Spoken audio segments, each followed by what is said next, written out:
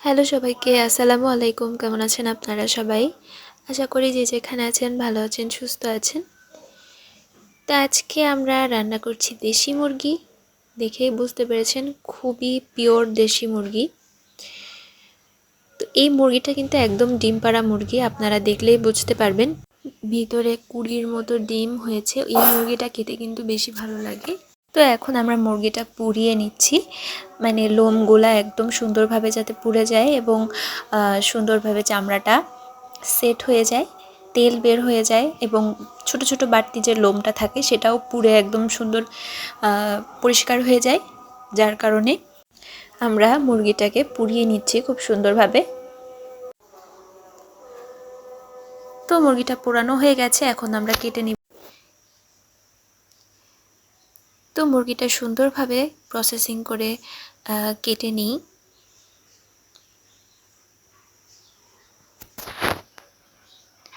দুই রান কাটা হয়ে গেছে।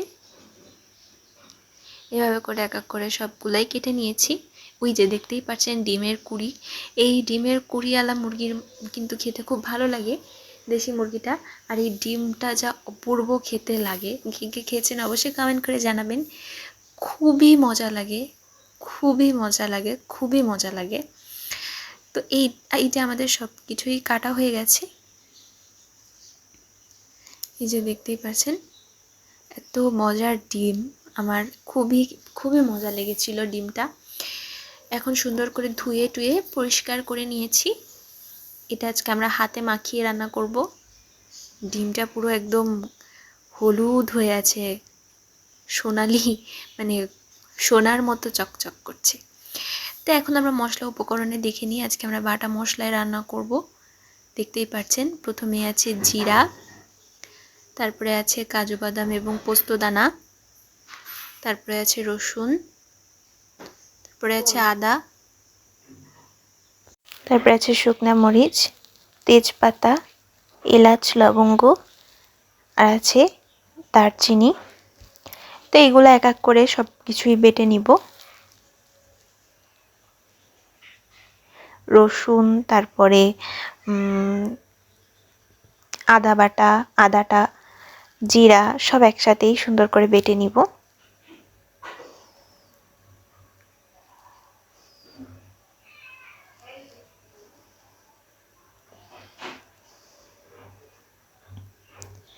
গরম মশলা, লবঙ্গ, গোলমরিচ সব একসাথে সুন্দর করে বেটে নিই।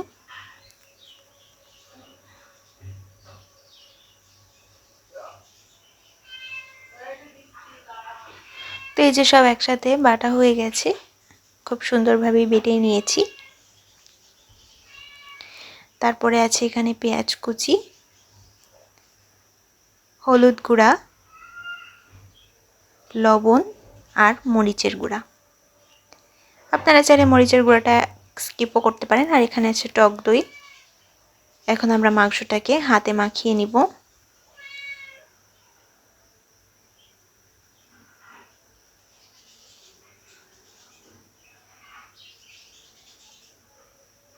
তো এখানে পেঁয়াজ, মরিচ, তারপরে হলুদের গুঁড়া, লবণ সব দিয়ে দিলাম।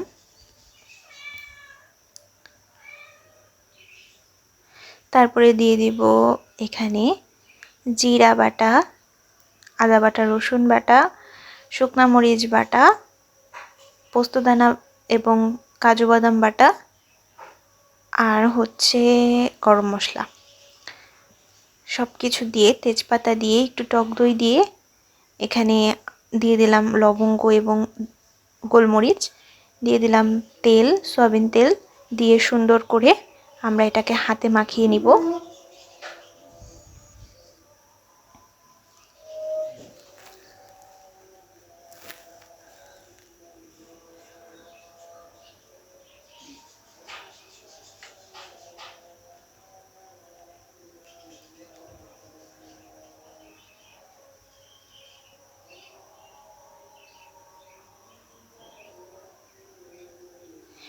এটা যত সুন্দর করে মাখানো হবে, মাংসের টেস্টটাও কিন্তু তত মজারই আসবে।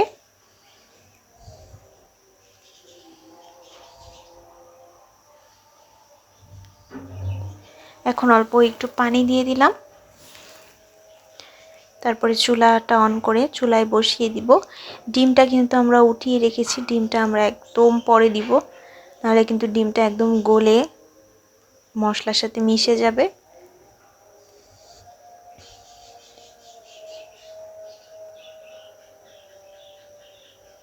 তো এটা সুন্দর করে এখন আমরা কষিয়ে নিতে হবে।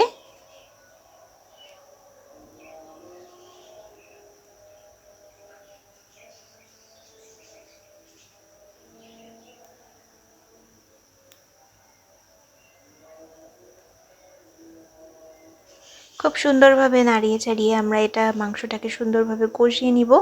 যেহেতু দেশি মুরগি একটু সময় নিয়ে কষাতে হবে, নাহলে কিন্তু সিদ্ধ হবে না।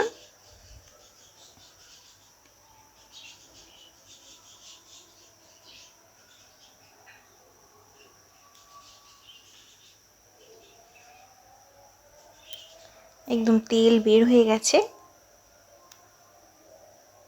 সুন্দরভাবে কষানোর পরে, খুব সুন্দরভাবে কষানোর পরে আমরা একবারে পানি দিয়ে দিব।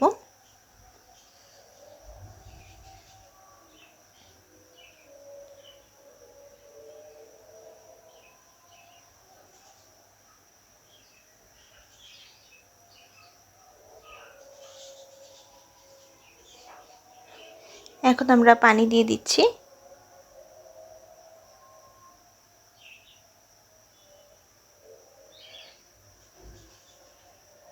পানিটা দেওয়ার পর সুন্দরভাবে নাড়িয়ে চাড়িয়ে রান্না করে নিলেই একটু অল্প আছে আমাদের মাংস রেডি।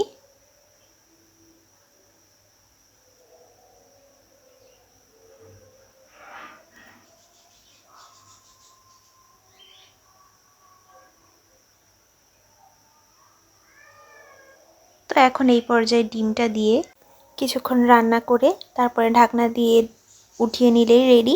এই যে আমাদের মাংসের ফাইনাল লুক। কেমন লাগলো সবাই অবশ্যই কমেন্ট করে জানাবেন। ধন্যবাদ।